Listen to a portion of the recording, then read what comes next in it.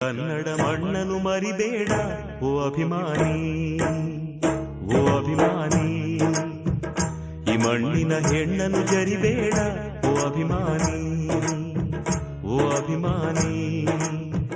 ಸುಸಂಸ್ಕೃತ ಚರಿತೆಯ ತಾಯ್ನಾಡು, ಮಹೋನ್ನತ ಕಲೆಗಳ ನೆಲೆಬೀಡು.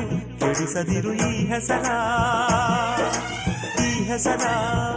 ಈ ಕನ್ನಡ ಮಣ್ಣನು ಮರಿಬೇಡ ಓ ಅಭಿಮಾನಿ.